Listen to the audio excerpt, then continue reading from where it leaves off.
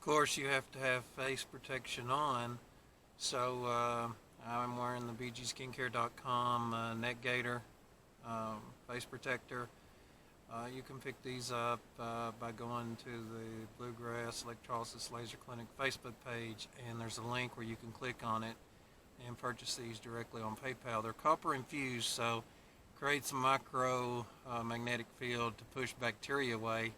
I'm not saying it's going to push coronavirus away, but it does push bacteria away because it's copper infused.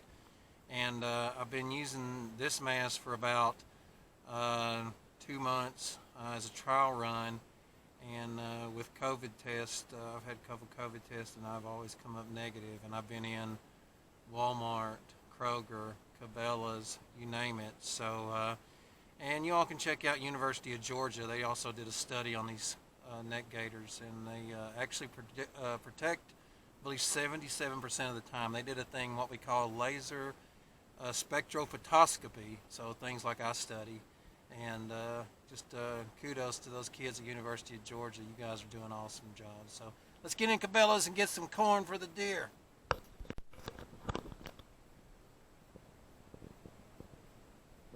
Just in one of my favorite stores here in Lexington, Kentucky, Cabela's. Want to pick up some deer corn and take it out to the farm. So got our deer corn.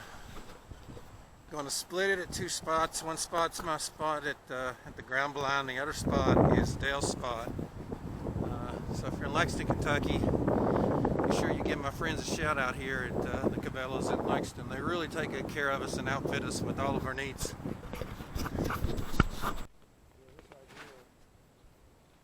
Just got in here, and of course we got the corn dished out at my spot, and then Dale's gonna take a little bit to your spot, aren't you? Yeah, we've come in here this afternoon around about 2:30, and of course Chris come in here. You got here about 1:15, something like that. About like 1:30, yeah. 1:30, and so we're gonna set up today, and hopefully we can catch them coming in. It's not too warm. It's the weather starting to change for us. That's what we need, And once that happens, I mean, it's like if you're in here, you're probably gonna get a chance. And so, I don't like to hunt every day, because the place is just it's too open, and it's like. But there's deer, believe it or not, but there's still deer coming through here. I've got like 3, 1 big buck and 2 small bucks, and about 6 or 7 late does. There was more than that last year, but they started to, my brother-in-law sold it all off in the front, and machinery scared most of them out. But I was surprised to even see them in here. I was shocked, So, Well, but we're going to try to do what we can today. Hopefully we can get one down, because I'm starving for some venison. Man, I ain't had nothing in 3 years. it's been a while since we've had any venison. And what Dale's talking about, behind my blind, they've started doing some construction with some houses. So, but that it is what it is. But the good thing about it is, back up here on this ridge, Dale has a blind, also a stand set up.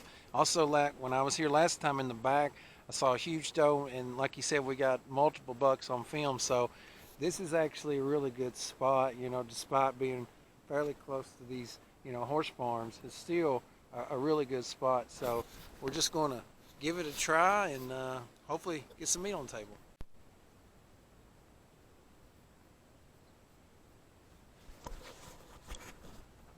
Dished out the corn.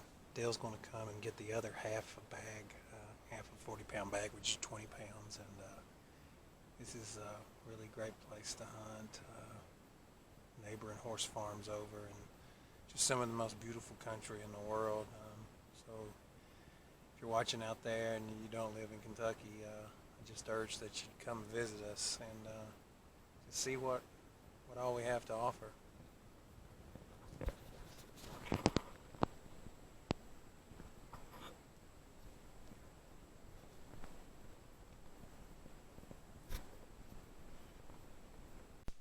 I have something to show you all. Something that happened out in the field while target practicing.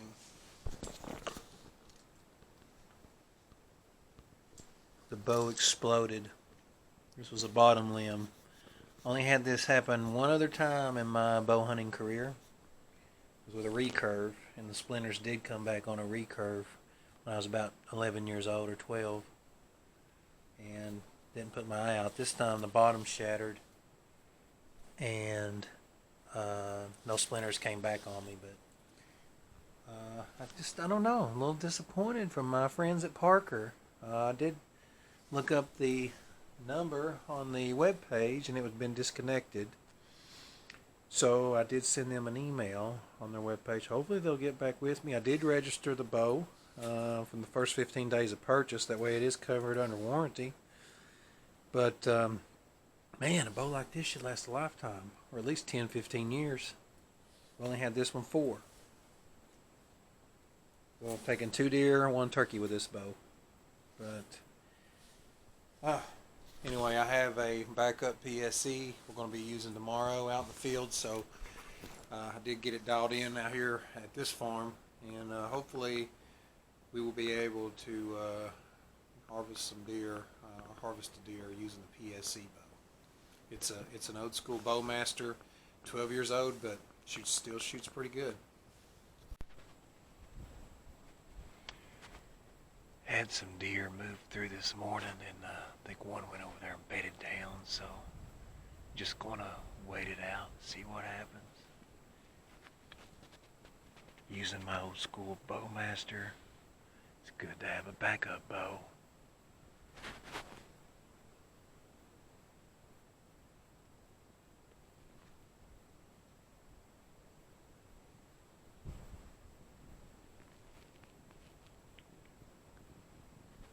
About 35 degrees here in Kentucky, December morning.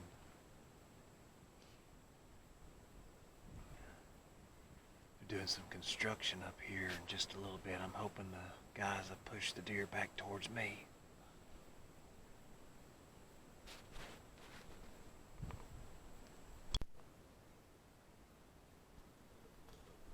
Of course, you guys know about the Parker bow exploding on the lower limb, so I went ahead and special ordered this Disruptor 24 inch from Gearhead. Just got the 10, 20, 30 yard pin adjusted, and I have this custom bow equipment tactic sight on here, and I'm really impressed with this bow. It looks like a toy, but it is no toy. It shoots really fast. I think it's about, guys at Cabela's, when we got it on the range, shoots right at 325 feet per second. So got this Whisker Biscuit on by Trophy Ridge, and using these carbon bowfire arrows with probably about 1.5 inches sticking out when I fully pull it back, and it works really good.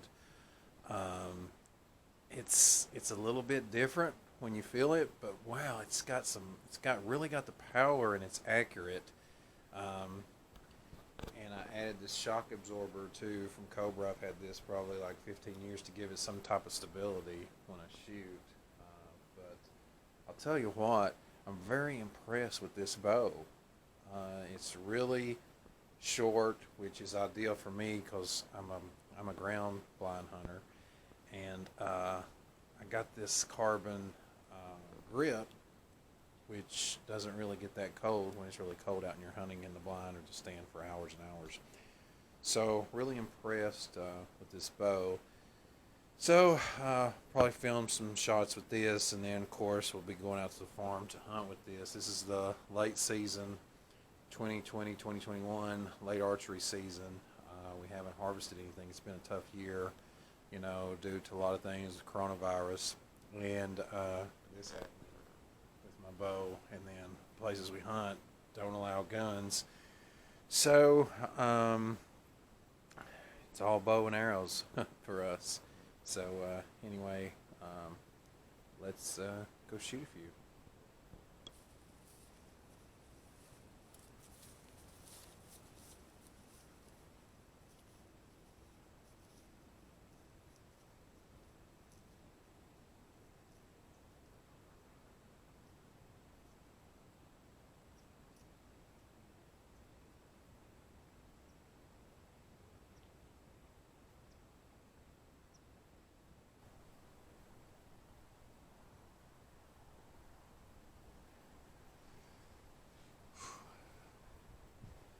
So back down here at the farm, and had a little small buck come in the other night. Sorry I couldn't get on film on this fence row. And in the back, of course, we had a herd of deer. There was 4 does, and one of the monster bucks came in, and he shooed the 4 does up the hill, and then got mad and went in after the little 6-pointer. So I actually have a 6-pointer, probably. The bigger one's probably like 10 points, and then we have, I think, like a 14-pointer down here. So one thing about Kentucky, the weather can change drop of the hat. The other day is like 50-some degrees. Now it's like low 30s. So if you're hunting Kentucky, when the weather drops down super low like that, cold, look for high activity areas, which is exactly what happened. The weather got, that day it was like 50 to 51 degrees, but then it dropped down to about like 32, I think, or 33, and it was just like deer mania back here. So we're going to try to get up in Dale's blind and just use the binoculars. If you're in a situation like this, please have good optics. Cabela's outfits me with my optics. So, and you can also get Swarovski, they're top quality. But anytime you're hunting something like this, you have to be able to see, and you have to have like the best optics. So definitely invest in a pair of quality binoculars. So let's get up here and see if we can get in the blind and see anything.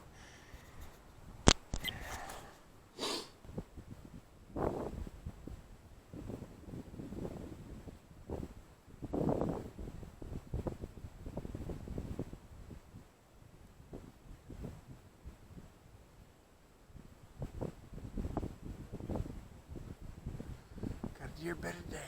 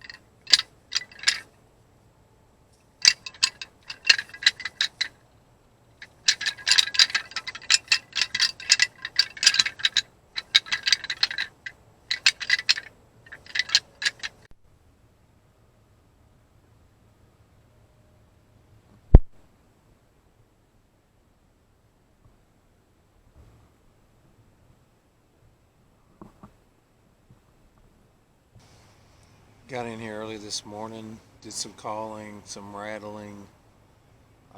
Nothing came in. One deer got wind of me, sending me down in the field, and there's just a little bit of a deer snort. So after that, pretty much nothing. And I covered up and I used some scent protector I have that's actually real earth scent, and the deer still smell me.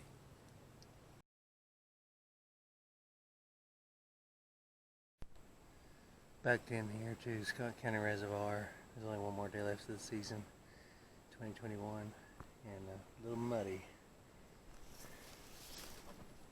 to say the least.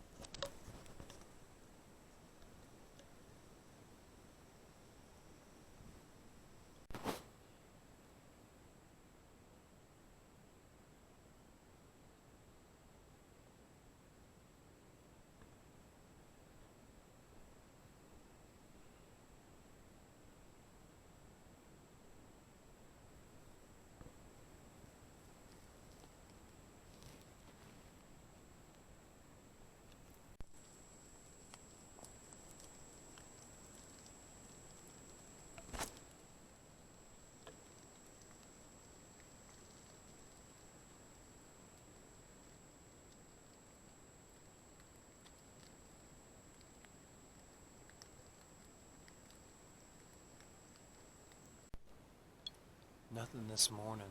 Now it's afternoon. Bounced I think three does back there, but there's no sense in following after them because they would hear me coming a mile away. So nobody on horseback back here at the Scott County Reservoir hunting Kentucky today, and it's really pretty. It's going down. Just no deer meat, and really tomorrow's the last day of the season. Don't know if we can manage to get out here tomorrow, but no deer yet, but not giving up.